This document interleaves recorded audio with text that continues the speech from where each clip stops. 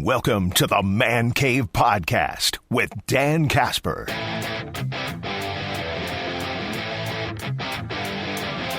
If you're a Bucs fan, I'm curious to get your reaction from the plethora of moves that the Bucs have made in the last week, last few days, and such. Let's recap it. Bobby Portis, back. Kevin Porter Jr., back. Prince, back. Gary Trent Jr., back. Sims, Jericho Sims, back. They also added Gary Harris and Myles Turner. They've lost Brooke Lopez, Pat Connaughton, Livingston, and, of course, Damian Lillard. And then last night, they brought back Ryan Rollins. So a lot of their role players coming back for the for the Brewers, or for God. See, I always say Brewers now. See, that's what I can't go back on vacation for doing that. A lot of role players back for the Bucs. Maybe not a lot of ton of star players, but they're bringing back a lot of their role players from last year. But of course, the one star player is Myles Turner. Myles Turner in for Damian Lillard. What are your thoughts of that exchange? What are your thoughts of kind of that swap out? Essentially, it is a swap out, right? I mean, you're moving on from Dame. You're still taking a cap hit for the next few years. You're stretching it out, but you're bringing in a player that could play right now. I think that's the biggest key, because all offseason, when it came to the Bucs, we kept hearing about gap year, that the Bucs are going to approach Giannis about a gap year. They're going to try to sell him on a gap year sort of thing. And, you know, that's kind of what we heard, that they can't do a whole lot because they don't have a whole lot available in cap space. So, I mean, the moves are going to be pretty darn limited. They can't bring in, another star player, if you will, or however you want to term that. They can't do that. So what does John Horst do? He finds a path. He finds a creative path to bring in Myles Turner, a guy that I think has been mentioned as maybe a possible target for Bucs fans over the last, few years. A big that can run the floor, kind of more of a typical big in today's NBA. And for some reports out there, too, it was Giannis. There was some reports out there that Giannis was maybe kind of doing a little recruiting. And I think this is a thing. I don't think Myles Turner signs with the Bucs if he doesn't know Giannis is staying. That's just me. But I would think if I'm Myles Turner, do I sign with the Bucs without maybe some reassurance from Giannis? I don't know. I feel like there had to have been some sort of communication. Now, I know there's been some differing reports on whether Giannis knew about the Dame situation, whether he knew ahead of time that he was going to be released, whether he didn't know. There's been some differing rumors surrounding that. But I got to imagine at least Turner and Giannis, I mean, again, some reports said Giannis was a part of the recruiting pitch for Turner. I have to imagine Turner got some sort of reassurance that Giannis was definitely going to be there for this upcoming season, maybe for the next couple of years. And I know there's some talks about maybe we won't, get a new contract for Giannis until August is some of the rumors being floated out there right now. But the thing I struggle, and I know there's been a lot of national talking heads criticizing what the Bucs have done. Criticizing moving on from Dame, releasing Dame, and then essentially being, strapped with that contract for the next few years, and then bringing in Myles Turner. The thing is, I feel like whatever the Bucs would have done, it would have been criticized by the national media. If they didn't make a Myles Turner move, and essentially they just brought in everybody that they already did. Like they're running it back with a lot of their guys. You would have the talking heads out there saying, Bucs didn't do enough to help out Giannis for this year. Giannis should request a trade, demand a trade right now because the Bucks didn't do anything to help him out this year. So the Bucks, though, did something to help out Giannis this year. And what happens? They still get thrown under the bus, ridiculed for the moves that they made. Bringing in Turner and moving on from Dame. A move that helps Giannis and the Bucks this year. I like Dame. Dame is one of my favorite players from the last last decade. Okay? But I also want to be competitive this year. I was not in favor of a whole gap year. I understood the thought process, if it actually was an idea out there. I understood it, but at the same time, Giannis ain't getting any younger. Okay? Giannis is still playing at an incredibly high level for somebody who's 30 and will be 31 this year. You want to take advantage of the window you have with Giannis. That should be priority number one. That should be your ultimate goal in this whole thing. If you've got a guy like Giannis on your team, and especially with a franchise that's not a Lakers or Boston where you kind of reset after a year, after a couple years or whatever, when you've got a Giannis on your team who is still playing at an incredibly high level, finishing top 3 in the MVP this year, and arguably probably maybe had one of his best seasons statistically ever, you should always be in a win-now mode. And I give credit to John Horst. I tip my cap to him for finding out a way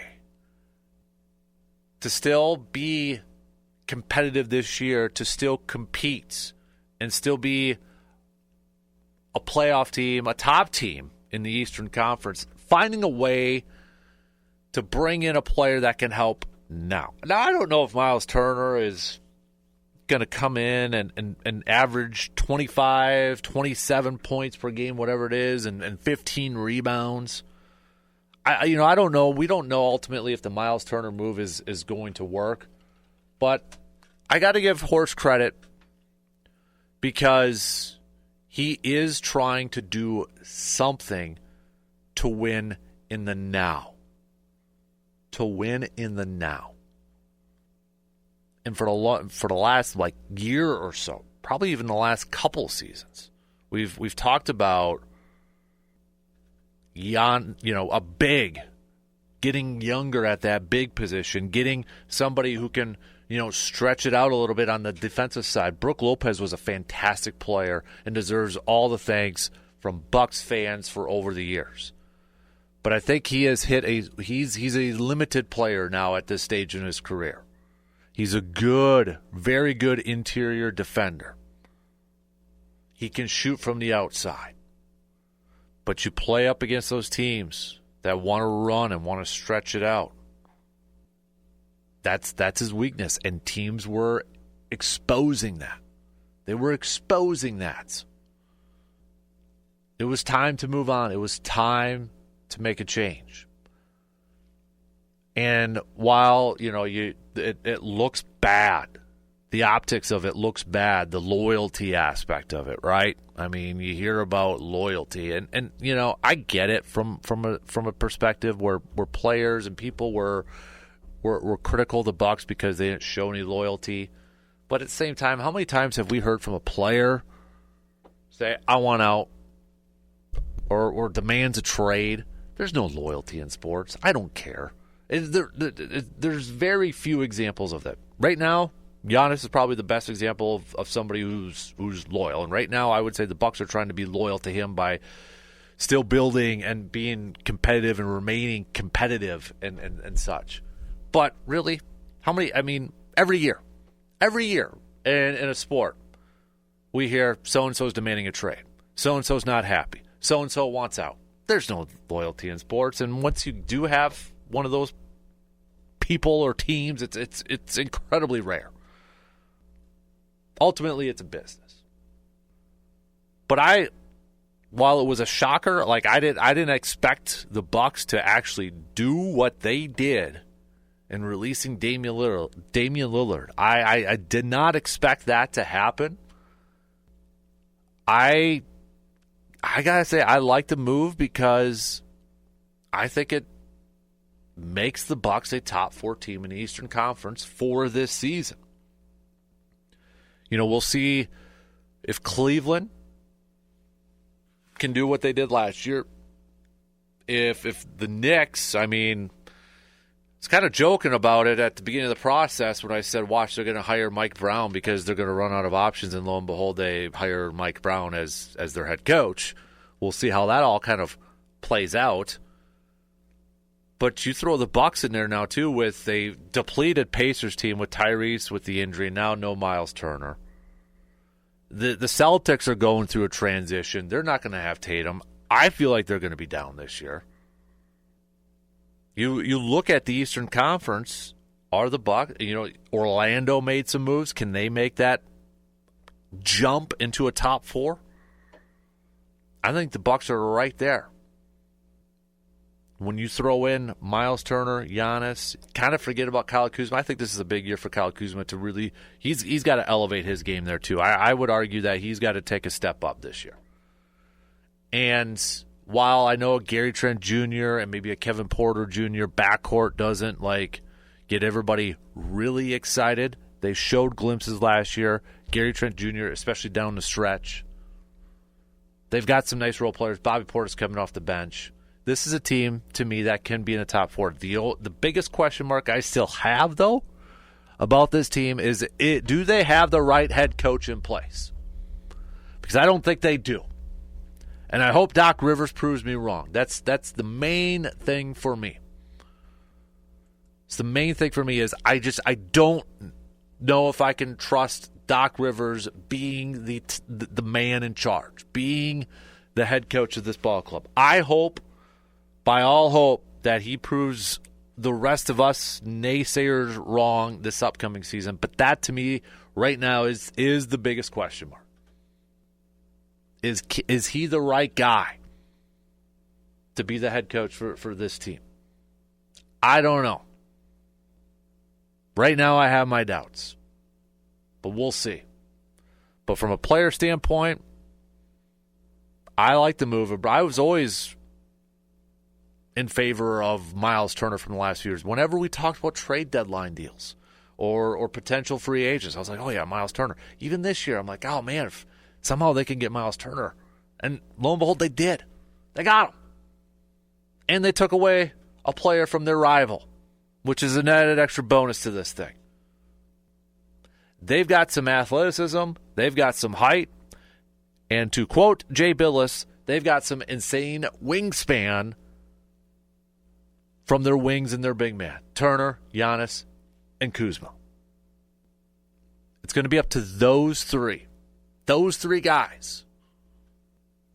But also, Kevin Porter Jr., if he is in fact going to be the starting point guard, or if it's a Rollins, one of those two guys, those two guys need to take it up another step this year. We saw a lot of good stuff from Kevin Porter Jr. this year, but we need a little bit more. Rollins too. If those are going to be the top 2 point guards on this team, those two need to elevate their games. It is such a guard-dominant league that they have got to take it up just a little bit more. But overall, I like what the Bucks have done. To be honest, they've done more than I thought that they were going to be able to do. They did more than I think a lot of people thought they were going to be able to do. I don't think anybody had it on their bingo card that they were going to acquire somebody like Myles Turner in the offseason. Nobody had that. But in the same breath, nobody probably had it on their bingo card that they were going to release Damian Lillard. But I think when you look back at it, was it a good fit? Was Dame a good fit in Milwaukee? I felt like we missed out on a lot of potential with Dame in Milwaukee. We missed out on, obviously, some deep playoff runs with him, whether it was due to injuries with him or Giannis. It just, whenever it got to the postseason, both those guys could not be on the court at the same time. And I felt like When Dame was first acquired, what was one of the things we kept hearing about? Oh, pick and roll. We're going to see a lot of that. And we saw it at times, but not a lot. I mean, we saw more of that when Middleton was in the lineup, for crying out loud. Middleton and Giannis had that connection more than Dame and Giannis had that connection, it felt like. And that was just probably from years of playing together. But this was a Bucks team, too, that we knew was pretty old. They were getting long in the tooth. They got a little bit younger. Maybe a little bit quicker. Maybe a team that can run a little bit more, too. And getting out in transition. So while it stinks to see a guy like Dame go, and honestly, if Dame doesn't get hurt, he's probably still in the Bucks. But overall, this was a move to help the Bucks in the now. I don't want to hear any more about a gap year. There shouldn't be any more talk about a gap year. There's none of that. Nothing like that. And I think if you're a Bucks fan, you do have to kind of appreciate a general manager in John Horst. While not every move has been good, not every move has worked out. Not saying he is a perfect general manager, but at least he has been a general manager over the years that has taken risks, has taken chances. Some of them haven't worked out. Some have. But he's trying. He's trying to put a competitive team out there, a team that can compete for championships as long as Giannis is in that lineup. He has done that. Again, has every move that he has made, has it worked? Has it been popular? No. It hasn't. But you can't fault him for at least trying. I mean, look at it from a Brewers perspective, for crying out loud. How many years have we gone on about, please, make a move. Just make a move. Try to make a move. Even from a Packers sense for the longest time. Make a move in free agency. Do this. Bucks have done that.